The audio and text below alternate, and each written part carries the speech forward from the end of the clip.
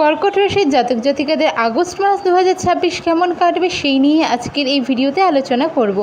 নমস্কার, সকলকে স্বাগত জানাই আমাদের চ্যানেলে। আপনার দিনটি শুভ হোক এই প্রার্থনা করে আজকের ভিডিওটি শুরু করছি। কর্কট রাশি কালপুরুষ রাশিমণ্ডলের রাশিচক্রের চতুর্থতম রাশি হলো এই কর্কট রাশি। এই কর্কট রাশির অধিপতি হলো চন্দ্র। আগস্ট মাস কর্কট রাশির কেমন যাবে তা দেখে নেওয়ার আগে চলুন দেখে নেওয়া যাক গ্রহগত গোচরের ছক কী থাকছে কর্কট রাশি জাতক জাতিকাদের।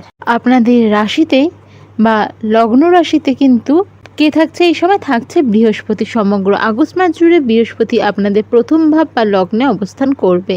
15 জুলাই থেকে 12 আগস্ট পর্যন্ত বৃহস্পতি কিন্তু কম্বাস্ট থাকছে। তার ফলে কিন্তু আপনার আত্মবিশ্বাস এবং শুভফল বজায় থাকবে। কম্বাস থাকলেও কিন্তু এই জিনিসটা আপনাদের সাথে হবেই। এদিকে 17 আগস্ট আপনাদের প্রথমভাবে বুধ ও বৃহস্পতির সাথে অবস্থান করবে কে? সূর্য। 17 আগস্টের পর আপনাদের দ্বিতীয় ভাব অর্থাৎ সেকেন্ড হাউস সিংহ রাশিতে প্রবেশ করবে সূর্য। 5 আগস্ট বুধ প্রবেশ করবে আপনাদের প্রথম ভাব বা লগ্ন রাশিতে এবং 22 আগস্ট বুধ চলে যাবে আপনাদের সেকেন্ড ভাব অর্থাৎ সিংহ রাশিতে। মঙ্গল 2 আগস্ট কিন্তু আপনাদের মিথুন রাশি থেকে দ্বাদশভাবে অবস্থান করবে। শুক্র 1 আগস্ট থেকে মিথুন এবং কর্কট রাশি অতিক্রম করে আপনাদের তৃতীয় ভাব অর্থাৎ কন্যায় প্রবেশ করবে। স্যাটার্ন কিন্তু পুরো মাস জুড়েই আপনাদের নবম ভাবে অর্থাৎ মীন রাশিতে বক্রী অবস্থায় থাকছে। তো এই থাকলো আপনাদের গ্রহগত গোচর। এবার এই গ্রহগত গোচরের ফলে কি প্রভাব পড়তে চলেছে আপনাদের উপর তা নিয়ে আলোচনা করব। সবার প্রথমে আমরা জেনে নেব আপনাদের স্বাস্থ্যের উপর কী প্রভাব পড়তে চলেছে। স্বাস্থ্যগত দিক থেকে আগস্ট 2026 মাসটিতে আপনাদের মিশ্র ফল পাওয়ার সম্ভাবনা রয়েছে। মানসিক প্রশান্তি ও রোগ প্রতিরোধ ক্ষমতা। প্রথমভাবে উচ্চ বৃহস্পতির প্রভাবে শারীরিক শক্তি, রোগ প্রতিরোধ ক্ষমতা এবং মানসিক স্থিরতা বেশ ভালো থাকবে। সতর্কতা। দশমভাবে মঙ্গলের অবস্থানের কারণে অনিদ্রা, চোখের সমস্যা বা হঠাৎ ছোটোখাটো চোটাঘাত ও রক্তপাতজনিত বিষয়ে কিছুটা সতর্ক থাকতে হবে। পেট ও খাদ্যাভ্যাস। মাসের দ্বিতীয়ার্ধে অর্থাৎ 17 আগস্টের পর খাদ্যাভ্যাসে অনিয়মের কারণে পেটের সমস্যা হতে পারে, তাই মশলাদার খাবার এড়িয়ে চলাই ভালো। নয়তো পেট রিলেটেড সমস্যা, বদহজম, গ্যাস্ট্রো বা আরও ছোটোখাটো পেটের সমস্যা এই সময় দেখা দিতে পারে। এই সময় কোনো রকম মেডিসিন নিজে থেকে কিনে খাবেন না। এরপরে আমরা দেখে নেব আপনাদের এডুকেশন কেমন থাকবে। কর্কট রাশির 5th হাউস হলো বৃশ্চিক রাশি, অর্থাৎ এই ঘরের অধিপতি হলো মঙ্গল। আর মঙ্গল কোথায় থাকছে? মঙ্গল কিন্তু থাকছে আপনাদের দ্বাদশভাবে অর্থাৎ 12th হাউসে। তো এই ক্ষেত্রে প্রাথমিক শিক্ষা বা মাধ্যমিক শিক্ষার পর্যন্ত যারা স্টুডেন্ট রয়েছেন, শিক্ষার্থী বিদ্যার্থী রয়েছেন, তাদের ক্ষেত্রে বলবো প্রাথমিক বিদ্যালয় শিক্ষা, মৌলিক জ্ঞান এবং পড়াশোনার মানসিক পরিবেশ কিন্তু এই সময় ভালো থাকছে। 5th হাউস হলো বুদ্ধি, স্মৃতিশক্তি, উচ্চতর শিক্ষা, ডিগ্রি বা প্রতিযোগিতামূলক পরীক্ষারও ঘর। তো এই ঘরে যখন অধিপতি মঙ্গল 12th হাউসে থাকছে সেক্ষেত্রে বলবো আপনাদের কিন্তু এই সময় যেটা আপনি চাইছেন যে একটা ভাগ্যে হয়ে যেতে পারে সেটা নয়, আপনারা যা পরিশ্রম করবেন তার উপরে কিন্তু এই সময় ফল পাবেন। গবেষণা ও দূরশিক্ষা, বিশেষ করে উচ্চশিক্ষা বা পিএইচডির ক্ষেত্রে বা পড়াশোনার ক্ষেত্রে কিন্তু সময়টা একটু স্ট্রাগল আপনাদের করতে হবে, একটু অবস্টেকলস আসবে, চেষ্টা করবেন সেই জিনিসটা হয়ে যাওয়ার সম্ভাবনা থাকছে। উচ্চ বৃহস্পতির সরাসরি দৃষ্টি আপনাদের 5th হাউসের ওপর পড়ছে। এর ফলে বুদ্ধি প্রখর হবে, নতুন বিষয় সহজে আয়ত্ত করতে পারবেন এবং প্রতিযোগিতামূলক যে পরীক্ষাগুলো এই সময় আপনারা দেবেন, তো তার জন্য কিন্তু ভালো একটা সাফল্য এই সময় হতে পারে। এরপর আমরা দেখে নেব আপনাদের লাভ লাইফ বা প্রেমের সম্পর্ক কেমন থাকছে। এটাও দেখা হয়ে থাকে জাতক বা জাতিকার 5th হাউস থেকে। আপনাদের 5th হাউসের অধিপতি কোথায় রয়েছে? আপনাদের 5th হাউসের অধিপতি রয়েছে মঙ্গল আপনাদের 12th হাউসে। জ্ঞান ও আনন্দের প্রতীক হিসাবে যদি বৃহস্পতি আপনাদের লগ্নে উচ্চস্থ হয়ে রয়েছে, এটা আপনারা যেহেতু জানেন, আর তার দৃষ্টি আপনাদের 5th হাউসের উপর পড়ছে, এর ফলে কিন্তু সঙ্গীর সাথে এই সময় ভীষণ রকম বোঝাপড়া থাকবে। আপনারা একে অপরের ছোটো ছোটো বিষয়গুলো, সমস্যাগুলো বুঝতে সক্ষম থাকবেন, নিজেদের টাইম মেনটেন করতে, অ্যাডজাস্ট করতে আপনারা সক্ষম থাকবেন। পারস্পরিক শ্রদ্ধা এবং ভালোবাসা বৃদ্ধি পাবে। যারা সিঙ্গেল আছেন তাদের জন্য আগস্ট মাসটি নতুন সম্পর্কের সূচনার জন্য অত্যন্ত চমৎকার। বিশেষ কোনো মানুষের আগমন এই সময় কিন্তু আপনাদের জীবনে ঘটতে পারে।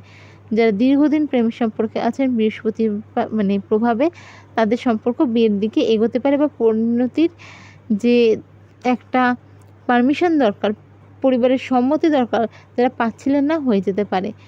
এরপরে আমরা দেখে নেব আপনাদের বিবাহিত জীবন কেমন থাকবে। এটা দেখা হয়ে থাকে কোথা থেকে? 7th হাউস থেকে।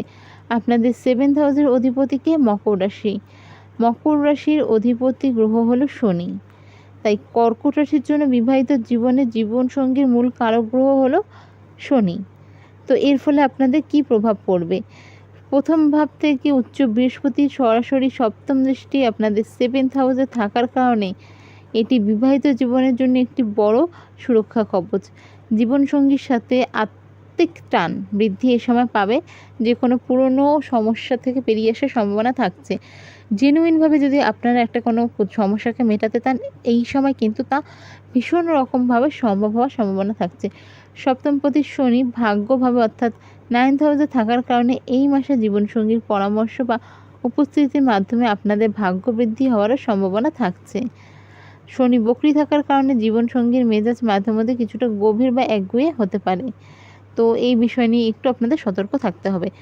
এরপরে আমরা দেখে নেব আপনাদের ভাগ্য কেমন থাকছে এই মাসে। ভাগ্যভাব অর্থাৎ 9th হাউসের অধিপতি বৃহস্পতি আপনাদের লগ্নে উচ্চস্থ হয়ে অবস্থান করছে। এর ফলে ভাগ্যদেবী আপনাদের সহায় থাকবেন এবং আটকে থাকা অনেক কাজ এই সময় কিন্তু সম্পন্ন হবে। নবমভাবে শনির উপস্থিতি ধর্মীয় কাজ, আধ্যাত্মিকতা, দূর ভ্রমণের মাধ্যমে ভাগ্যোন্নতির বার্তাও দিচ্ছে। কঠোর পরিশ্রমে পূর্ণ ফল মিলবে। সঠিক সময়ে সঠিক সিদ্ধান্ত নেওয়ার ক্ষেত্রে ভাগ্য আপনাকে দারুণ সাহায্য করতে চলেছে, যা আর্থিক ও সামাজিক দিকের জন্য আপনার বেশ ভালো। এরপরে আমরা দেখে নেব ক্যারিয়ার কেমন থাকছে। যারা সরকারি চাকরির সাথে যুক্ত রয়েছেন, পদোন্নতি, নতুন দায়িত্ব বা বকেয়া কাজে ইতিবাচক ফল পাওয়ার সম্ভাবনা থাকছে। 17 আগস্টের পর দ্বিতীয়ভাবে সূর্য যাওয়ার ফলে কিন্তু পদমর্যাদা বৃদ্ধি এবং ঊর্ধ্বতন কর্তৃপক্ষের সমর্থন পাওয়ারও সম্ভাবনা থাকছে খুব বেশি। যারা বেসরকারি কাজের সাথে যুক্ত রয়েছেন, কাজের চাপ বাড়লেও পরিশ্রমের সুফল মিলবে। স্থান পরিবর্তন বা বিদেশে কাজের ক্ষেত্রে শুভ যোগ আসতে চলেছে, তবে সহকর্মীদের সাথে কথাবার্তায় এই সময় কিন্তু আপনাকে সংযত হতে হবে। ক্যারিয়ারে উন্নতি, নতুন সুযোগ ও আর্থিক বৃদ্ধির জন্য এই মাসটি আপনাদের বেশ ভালো। এরপরে আমরা দেখে নেব ব্যবসা কেমন থাকছে। আপনার রাশিতে উচ্চস্থ বৃহস্পতির প্রভাবে বুদ্ধিমত্তা ও দূরদৃষ্টির মাধ্যমে ব্যবসায় বড় সাফল্য মেলার সম্ভাবনা থাকছে। বিশেষ করে 17 আগস্টের পর আটকে থাকা টাকা আপনারা কিন্তু আদায় করতে সক্ষম হবেন। মুনাফা বৃদ্ধি পাবে। ব্যবসায় নতুন কোনো পরিকল্পনা বাস্তবায়ন করার জন্য একটি উপযুক্ত সময় তো চেষ্টা করলে তাও হয়ে যাওয়ার সম্ভাবনা থাকছে। যারা অনলাইনের সাথে যুক্ত রয়েছেন ব্যবসায় বা আন্তর্জাতিক স্তরে ব্যবসার সাথে যুক্ত রয়েছেন, তাদের জন্য সময়টা বেশ ভালো। মঙ্গলের অবস্থানের কারণে কোনো বড় আর্থিক বিনিয়োগ বা খরচ ক্ষেত্রে তাড়াহুড়ো করবেন না, একটু সময় নিয়ে করবেন। তো কারো যদি এই বিষয়গুলো নিয়ে কিছু জিজ্ঞেস করার থাকে অবশ্যই কমেন্ট বক্সে কমেন্ট করবেন, চেষ্টা করব। এবার চলুন দেখে নেওয়া যাক আপনাদের এই মাসে কি কি রেমেডি করা উচিত, যাতে যে ছোটো ছোটো সমস্যাগুলো আছে সেগুলো থেকে ওভারকাম করতে পারেন অতি সহজে। হনুমান চালিসা পাঠ। গ্রহপতি মঙ্গলের দ্বাদশভাবে অবস্থানজনিত কারণে অশুভ প্রভাব পাওয়াটা যে সম্ভাবনা থাকছে, সেটা থেকে রক্ষা কবচ হিসেবে প্রত্যেক দিন বাড়ি থেকে বেরোনোর আগে সকালে স্নান ছেড়ে হনুমান চালিসার পাঠ অবশ্যই করুন। আপনার রাশিতে রাশিচক্রের অধিপতি চন্দ্র এবং লগ্নস্থ বৃহস্পতিকে আরও শক্তিশালী করতে প্রতি সোমবার শিবলিঙ্গে জল এবং কাঁচা দুধ অর্পণ করুন এবং ওম নমঃ শিবায় মন্ত্রের জপ করুন।